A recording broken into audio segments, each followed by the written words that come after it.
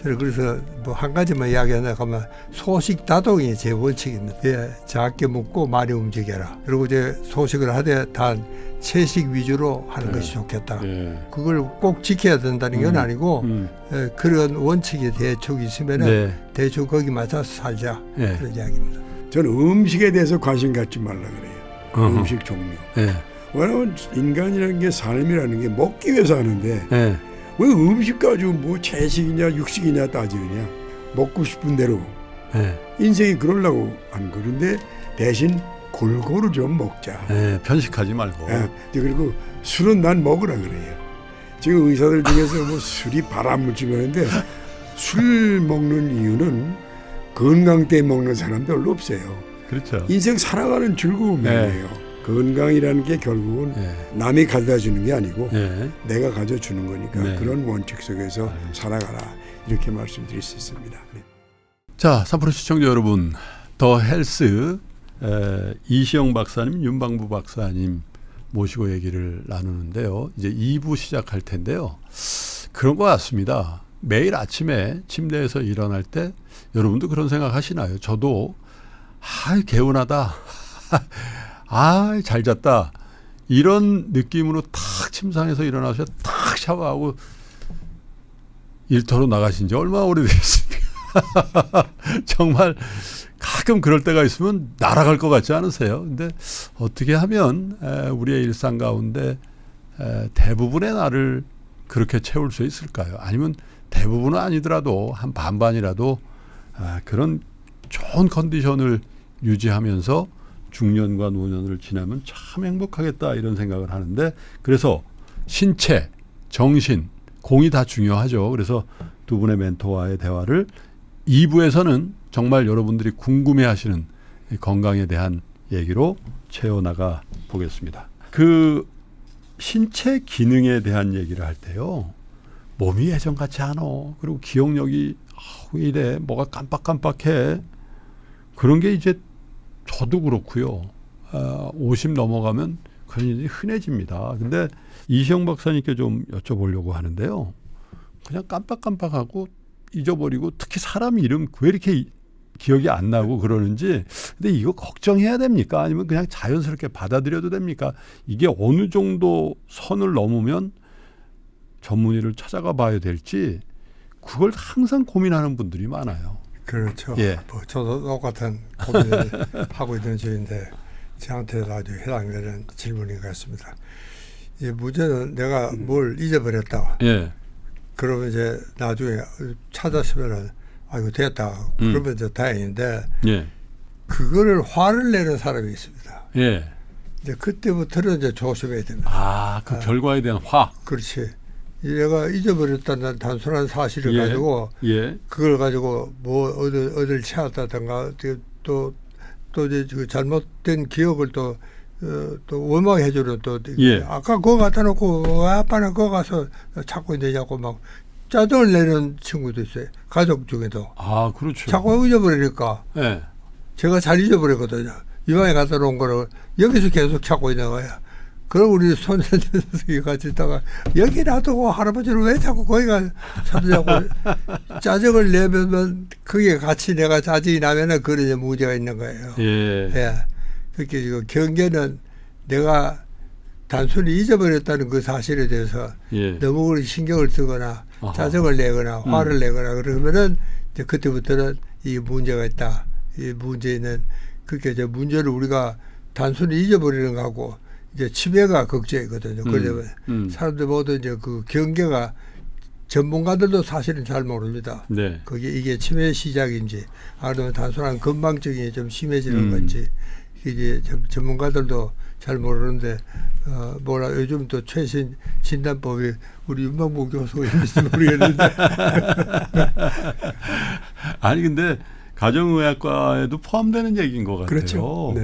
실제로 그런 많아요. 분들이 많죠. 심한 많죠. 경우에는 저도 이제 아까 교수님 골프 예를 들어서 그런데 골프공을 자기 손에 있어요. 그러면서 주위나 캐디분한테 내 공 어디 갔어요? 이렇게 물어보는 경우도 있는데 또 우리 스코어를 일부러 잊어버려요.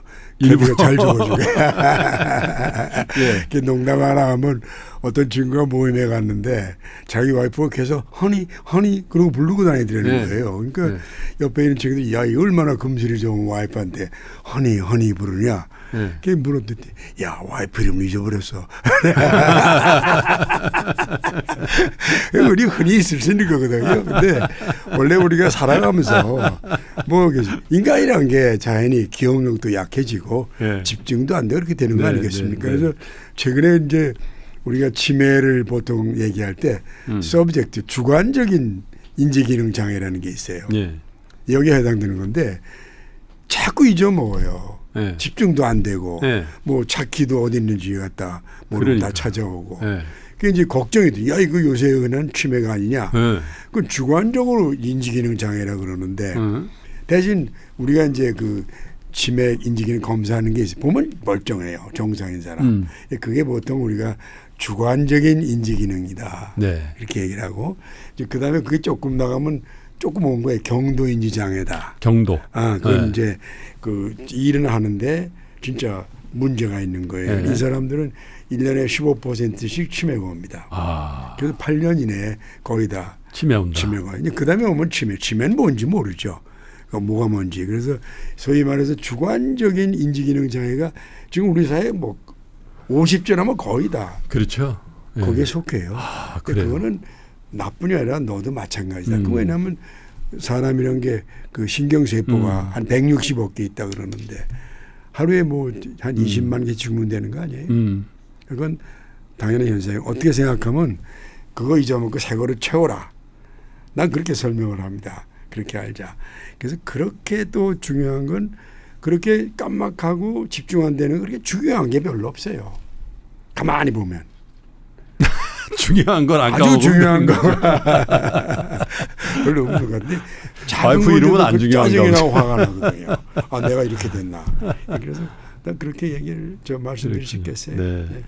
정신적으로도 그렇고, 그러니까 뇌 장애라든지 뭐 그게 또 심해지면 치매가 오는데 참 두렵죠. 근데 신체적으로는 어떻습니까? 40대, 50대가 되면은 야, 이거 좀 문제 생긴 것 같은데 또 주위에 보면 그런 사람들이 이제 흔히 나타나니까요. 무슨 암이 걸렸다, 대사증이 걸렸다, 그죠? 그럼 뭐가 기능이 저하됐다 이런 일들이 흔해지다 보니까 야, 나도 그런 거 아니야? 뭐 이런 이제 중년의 몸이 돼서 이제 문제를 심각하게 생각하는데 글쎄 정기 검진을 한단 말입니다. 웬만한 직장 다니면 또 요즘 국민건강보험이 또 잘 돼서 안 하면 막 하라고 연락 오고 그러잖아요. 우리가 통상적으로 국민건강보험이나 직장에서 하는 헬스체크, 건강 진단 정도면 조금 편안해져도 되겠습니까? 윤방부 교수님. 사실 제일 중요한 게 지금 우리나라가 1976년에 건강보험이 들어왔거든요. 예. 처음에 이런 아이템이 없었어요. 그러다 나중에 이제 예. 뭐 검진, 건강검진, 예방적인 차원까지 왔는데 내가 의사로서 보면은 도움이 안 되는 것 같아요. 건강검진이요? 네, 그 국민건강검진은 물론 다소 도움이 되지만 예. 되는 게 있지만 왜냐하면 하려면 제대로 하고 예. 항상 그렇거든요. 예. 안 하려면 안 하는 거지 조금 이상한 그거는 오히려 환자를 만들고 더 궁금하게 만들어요. 예. 그래서 그 우리 종합 뭐 건강 진단이라는 거 있잖아요. 예. 돈 내고서 하는 건데 그건 또 우리가 너무 저 과다하게 이용되는 것 같아요. 네, 네, 네. 뭐 1,000만 원 내고 어디 가서 뭐 했다 그러는데 그건 또 필요 없는까지 하고. 네. 그래서 나는 지금도 내가 조금 그 노량 주장하고 얘기하는 건 예. 자꾸 뭐 미국 얘기한다고 미안한데 미국은 대부분의 사람들이 주치의한테 가서 무엇을 할지를 물어보고 해요. 예. 검진을. 체크를. 예. 주치의가 자기를 아니까 아, 당신 이거 해라. 그러고서 그 주치의가 그 나중에 설명을 해주고 변화를 주는데 이 우리나라 검진은 주치의가 없잖아요. 정부 공간 이 정하니까 이게 참 그래서 내가 볼 때는 조금 더 가게 되면 이제 개인 보험만에 있게 된다면 또는 그 국민은 마찬가지고 주치의 제도가 앞으로 돼야 될 겁니다. 우리나라도 되면 그 주치의에 의해서 체크되는 항목을 검진하는 게 아주 효율적이겠다. 나 그런 생각을 개인적으로 갖고 있어요. 그러나 뭐 헌대는 자체가 요만큼은 도움이 된다는 건 내 부정하지 않습니다. 박사님, 사실 이제 뭐 이런 생각이 전부 다는 아닐 겁니다. 예를 들면 뭐 위암이 됐어? 그러면 조기에만 발견하면 요즘 뭐 위절제술 해가지고 다 나을 수 있어. 하물며 대장암도 완치된대. 그죠? 뭐 이런 생각을 있는데, 야, 이 머리에 문제 생겨버리면, 예를 들면 치매가 왔다든지, 이거는 안 돼. 그리고 이건 진짜 비극이야. 에? 어떤 사람은 마음은 그렇지 않지만 내가 일찍 가버릴 수가 있는데, 이게 치매 걸리면 갈 수도 없고 자식들한테 민폐고 막 이런 두려움이 있단 말이죠. 그렇다고 그 비싼 MRI 뭐 이런 거를 다 매년 찍어가지고 나는 병변이 없습니다. 1년은 살았습니다. 이렇게 할 수도 없잖아요. 네. 그 치매에 대한 그걸 어떻게 마음가짐을 가지고 진짜 또 어느 정도의 검진은 해봐라. 어떻게 가이드를 주시겠습니까? 의사들에 따라서 의견이 다르겠지만 저는 75세를 기준으로 하고 있습니다. 75세. 예. 대개 우리가 이제 환자를 진료할 때도 보면은 75세까지는 성인 진단 기준에 따라서 대개 진단하고 또 처방을 할 때도 성인 기준으로 처방을 하면 뭐 특별한 체질이 없는 이상은 별 문제가 없습니다. 근데 75세 이상은 상당히 개별화돼야 됩니다. 똑같은 그런 가지고는 할 수가 없거든요. 네. 치매 중에서도 좀 의심이 있다, 좀 심하다 싶은 환자들은 유전자 검사를 한번 해봐야 됩니다. 예를 들면은 이 아포에4라는 유전자가 있습니다. 이게 우리 한국 사람은 상당히 많아요. 다시 한번 말씀해 주십시오. 아포에 APOE4 타입이 있습니다. 아포에4. 아포에4 유전자가 우리 한국에는 30%라 그럽니다. 굉장히 많아요. 근데 이제 이 미국의 화이트족이 한 13%, 일본이 한 9% 그 정도 되거든요. 유독 우리나라 사람이 많네요. 그러니까 이 치매 환자들, 결국 그 사람들은 만약에 양쪽 부모가 다 아포에4 유전자를 가지고 있다고 그러면 50%가 치매가 되는 걸 걸리는 겁니다. 또 한쪽 부모가 그러면 25%입니다. 네. 그러니까 이 치매에 걸린 사람들의 유전자 검사를 해보면은 치매에 걸린 사람들이 보면 거의 한 80%가 아포에4 유전자를 갖고 있는 사람들입니다. 그렇게 미국에는 그렇게 아포에4 유전자가 발견이 되면은 이 사람들끼리 클럽을 만들어요. 그래서 아주 재미있게 아주 정말 돈이 있으면은 특히 돈 있는 사람이 클럽 조인을 하죠. 그리고 영화도 보고 뭐 댄스도 하고 춤도 추고 그때까지 즐겁게. 즐겁게 그렇게 해야될 것이 이제 그래도 치매를 예방하는데 그리고 조기 아까 이야기했던 에비시아라고 아주 이제 조기 검진을 해야 되는 이유가 바로 이제 거기에 있습니다. 아포에4. 이게 정말 치매의 아주 결정적인 이유가 이 아포에4 유전자가 갖고 있으면 이제 우리 지금부터라도 경계를 잘 해야 됩니다. 이거는 일찍 오면 30대, 40대부터 치매에 걸릴 수도 있습니다. 굉장히 위험한 거예요, 사실은요. 그런데 우리나라가 왜 그렇게 많은지 아직 거기다 학자들의 해석은 없어요. 그러니까 우리가 한 75세 제가 이야기를 했는데 75세 이상 되면은요, 굳이 저는 건강검진 저는 안 받습니다. 왜 75세 넘으면? 75세 넘으면은 왜냐하면은 이 치매도 그렇고 암도 그렇고 우리 죽을 병에 걸려서 죽을 바에는 암에 걸려서 죽는 게 제일 좋습니다. 이게 만성적으로 진행이 되거든요. 아프지만 안 하면 그것도 또 뭐 암 중에서는 안 아픈 암도 있습니다요. 그렇게 이제 아프다 그러면 뭐 이제 치료를 해야 되겠지만 어차피 만성병인데 실제로 일본의 그 노인 전문 병원에 아쿠다라는 그 병원의 의사가 와다 히데키라고 저하고 아주 친한 친구인데 이 친구가 노인 전문 병원 의사입니다. 네. 전문이고 이 친구 이야기로는요.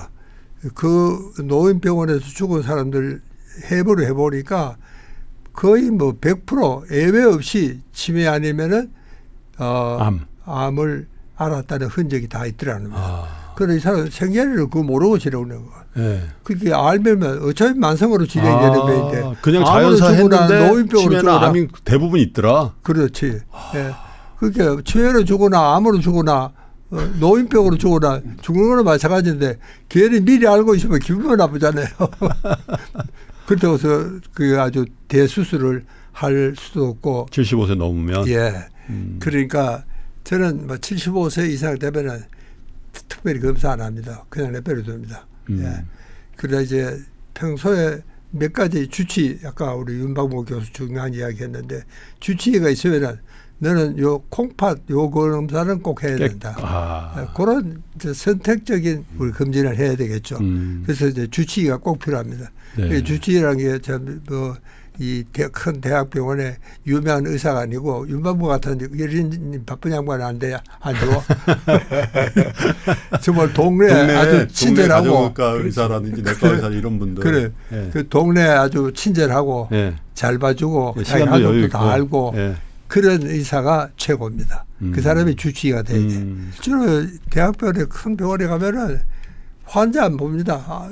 검사에는 그 결과 보는 거지. 차트 컴퓨터만 보고 있잖아요. 환자 얼굴 한번 안 보고 됐다 안 됐다.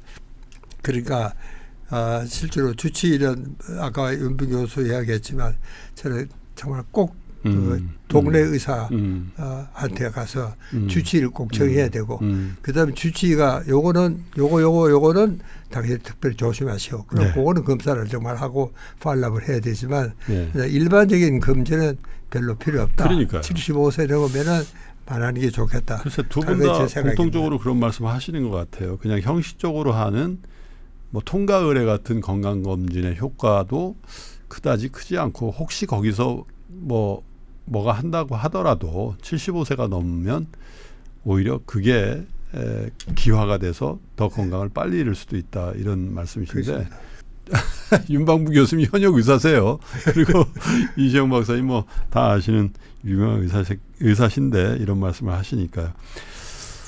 내시경 있잖아요. 그렇죠. 교수님 내시경 위내시경도 있고 뭐 대장내시경도 있는데 아마 미국과 한국의 가장 큰 예방 진료 중에 가장 큰 팔리시의 차이가 거기에 있는 거 아닌가. 그래요. 우리는 그냥 1년에 한 번씩 뚫리잖아요. 그렇죠. 대장내시경마저도 거의 1년에 한 번씩 하는 사람들도 있더군요. 그렇죠. 그래서 어느 돈 많은 분은 수면 대장내시경 안 한다는 거예요. 안 깨나면 어떡하냐. 내 돈 두고 어떻게 가냐고. 그것 그렇게 자주 해야 돼요. 사실 지금 이제 우리 조금 75세 얘기를 했지만 물론 그때 당시에 했을 때 네. 죽고 사는 문제가 아니라 살아가는 데 필요한 건 가끔 검진될 수가 있어요. 네. 그거는 그 자리에서 우리가 고칠 수 있고 네. 그런 게 꽤 나올 수는 있어요. 근데 죽고 사는 걸 떠나서 그리고 이제 그 지금 말씀하신 위내시경, 대장내시경은 사실은 정확히는 적어도 5년 정도에 한 번 5년 정도에 네. 하면 돼요. 별부 증상이 별거 없다면 없고 그러나 80세 이상은 하실 필요는 없어요. 그때 이미 찾아봐야 무엇이겠어요. 그리고 그때 내버려 둔 거와 치료한 거의 차이가 별로 없을 거예요.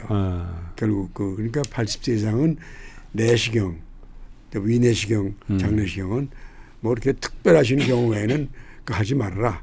근데 젊은 사람들 중에도 그 소위 말해서 건강 염려증이 있어요. 심각하죠. 예, 심각해요. 심각합니다. 그분들은 그냥 어떤 분은 석 달에 한 번씩 가요. 예. 가서 또 그 의사들이 그걸 또 말리질 못해요. 환자 해달라고 그러니까. 심한 경우에는 또 예. 정기적으로 많이 하셔야 된다고 하는 분도 있어요. 대장 내시경도 가서 하고 또 수면제로 하고 근데 그게 사실 그 대장 내시경 같은 거 위장 내시경 왜 그러냐면요. 예. 가볍게 미국과 구별하면 예. 가격이 거의 뭐 50분의 1분이 안 돼요. 너무 싸죠. 너무 싸요. 너무 싸요. 그러니까 막 말하지만 남방 MRI도 미국에 한 10분의 1분이 안 돼요. 가격이. 그러니까요. 그리고 선진국에서 MRI 같은 미국 같은 데는 주마다 그 MRI TO가 있어요. 예. 몇 개 이상은 주에 못 들어와요. 철저히 규제하죠. 그렇잖아요. 예. 그런데 우리는 그냥 병원마다 갖다 놓으니까 이게 이런 여러 가지 소위 의료 제도의 문제점인 것 같고 그래서 사실 내시경은 말씀드리면은 무슨 병이 있었다 그러면 의사가 언제 오라 그럴 거예요. 그때 가시면 돼요. 그리고 80세 이상은 가끔 떼 쓰는 분이 있어요. 해달라고.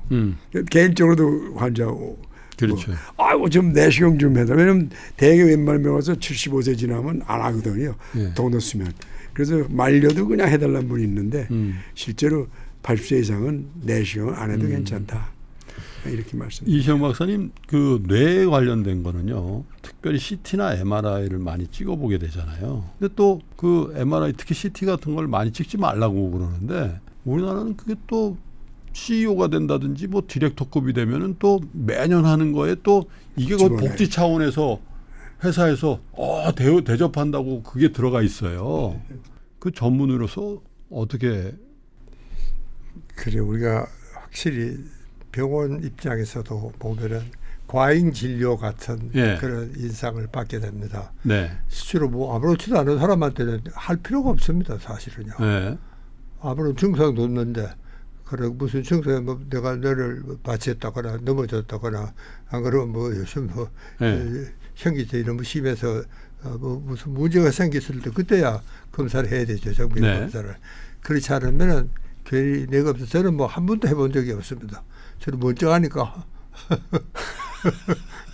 그걸 왜 합니까? 아니 CT MRI, 뇌 CT MRI 한 번도 안 해보셨어요? 저는 해본 적이 없습니다. 야, 뭐 멀쩡한데 뭐 지금도 멀쩡하고 지금도 책도 쓰고 굴도 제가 볼 읽고. 때 앞으로도 한 번도 안 하실 것 같습니다.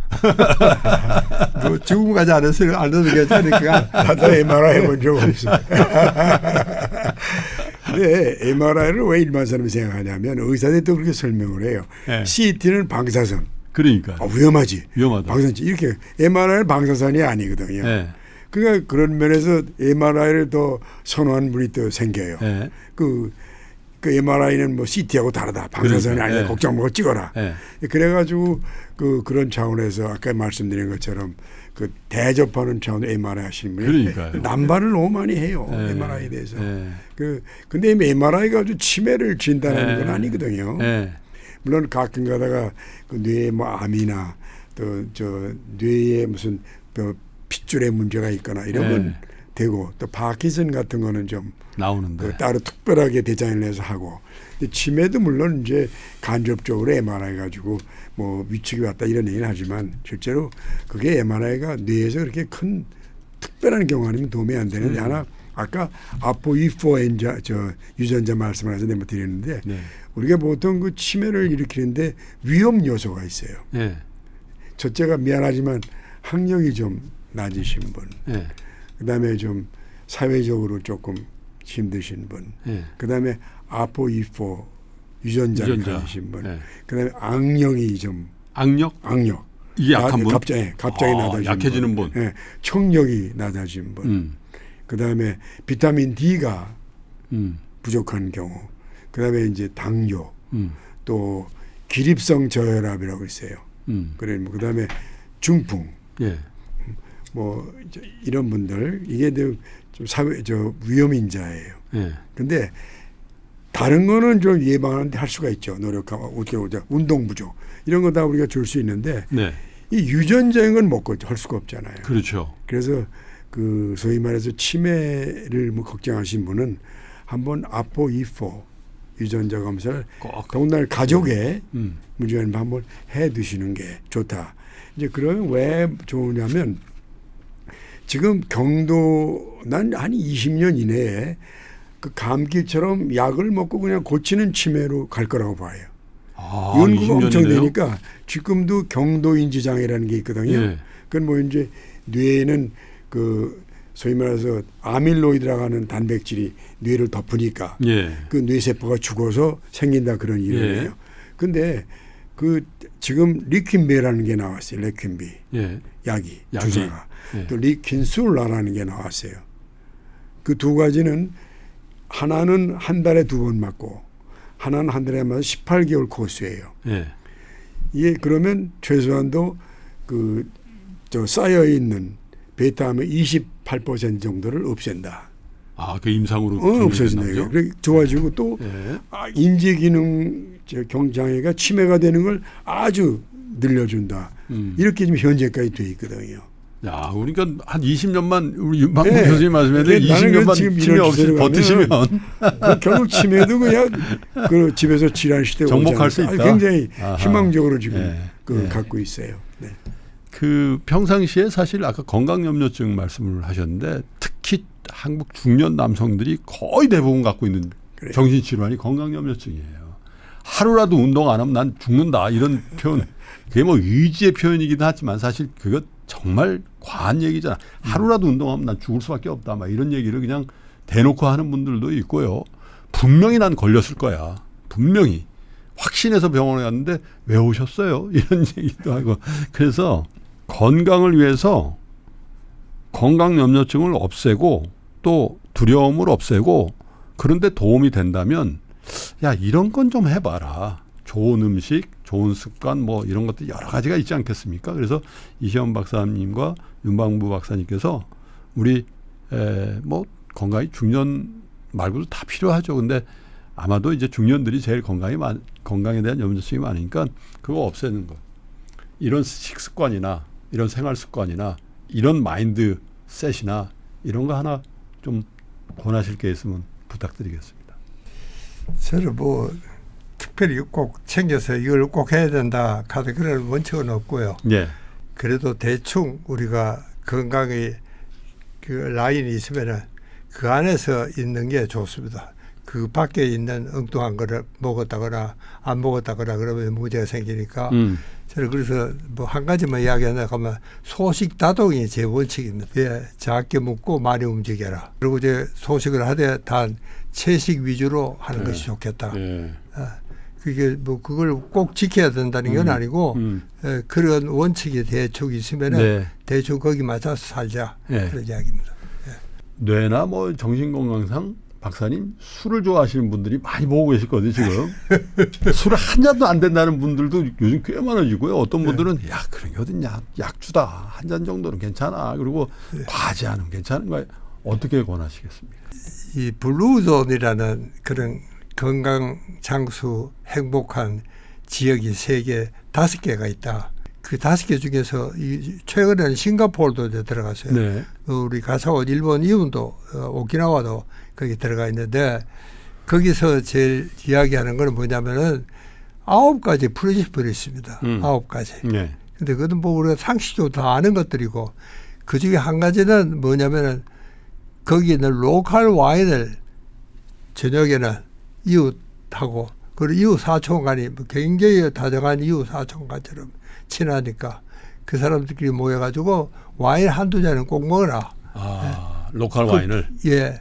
그게 정말 건강 장수와 또 이웃과의 그 관계를 좋게 하고 즐거운 행복한 그런 저녁을 맞을 수 있다. 그게 정말 건강 장수의 비결이다. 그 중에 하나가 이 와인 한두 잔을 꼭 마셔라 하는 얘기였습니다.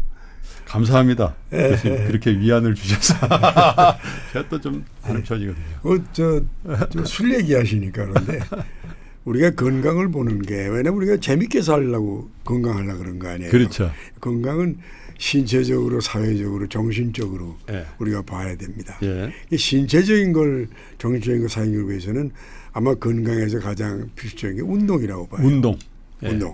운동하게 되면 물론 여러 가지 좀 있지만 또 뇌에서 나오는 많은 호르몬도 있고 세로토닌도 있고 그다음에 또 건강해지니까 사회생활도 할 수 있고 운동하고 또 하나 내가 주장하는 건 저는 음식에 대해서 관심 갖지 말라 그래요. 음식 종류. 왜냐하면 인간이라는 게 삶이라는 게 먹기 위해서 하는데 왜 음식 가지고 뭐 채식이냐 육식이냐 따지느냐. 먹고 싶은 대로 인생이 그러려고 하는 그런데 대신 골고루 좀 먹자. 편식하지 말고. 편식하지 말고. 그리고 술은 난 먹으라 그래요. 지금 의사들 중에서 뭐 술이 발암물질이라는데 술 먹는 이유는 건강 때문에 먹는 사람 별로 없어요. 그렇죠. 인생 살아가는 즐거움이에요. 그러니까 나 그래서 술에 대해서는 굉장히 나는 술을 안 먹습니다. 확실히 얘기지만 아주 관용이 있는 사람에는 술은 저 실수 안 할 정도로 마셔라. 이렇게 얘기를 합니다. 그래서 건강이라는 게 결국은 남이 가져다 주는 게 아니고 내가 가져주는 거니까 그런 원칙 속에서 살아가라. 이렇게 말씀드릴 수 있습니다. 그러나 여러분들 다 새겨들으셔야 됩니다. 두 분은 이미 90대, 80대까지 건강하게 사셨으니까 이렇게 관용적일 수도 있으실 것 같은데 다시 한번 여러분께 이 두 분의 건강에 대한 금언을 소개하면서 두 분과의 대화를 마무리할까 합니다. 이시영 박사님께서는 작은 것이라도 꾸준히 하기를 권면해 주셨고요. 윤방부 박사님은 완벽하게보다 그럭저럭의 행복이 있다. 그래서 너무 스트레스 받지 마시고 여러분 잘하고 있다라는 생각으로 삶을 이렇게 즐기시면 그게 건강의 비결이다 이렇게 말씀 주셨는데 너무 아쉽네요. 그 두 분을 모시고 제가 궁금한 거 위주로 이렇게만 여쭤봐도 벌써 2시간 가까이 얘기를 나눈 것 같습니다. 우리 시청자 여러분들이 성원해 주시면 두 분을 어떤 기회에 다시 모셔서 여러분들이 궁금한 거 저희가 이렇게 설문해가지고 또 한번 상세히 여쭤보고 상담을 해드리는 그런 기회가 있었으면 좋겠습니다. 두 분 어쨌든 오늘 이렇게 귀한 시간 내서 감사드리고요. 두 분 다 어쨌든 100세 이상 건강하게 사셔서 건강 국민 멘토로서 이렇게 우리 국민들과 함께 해주시길 바라고 또 다른 자리에서 뵙기를 그렇게 기원하겠습니다. 두 분 감사드립니다. 고맙습니다. 고맙습니다.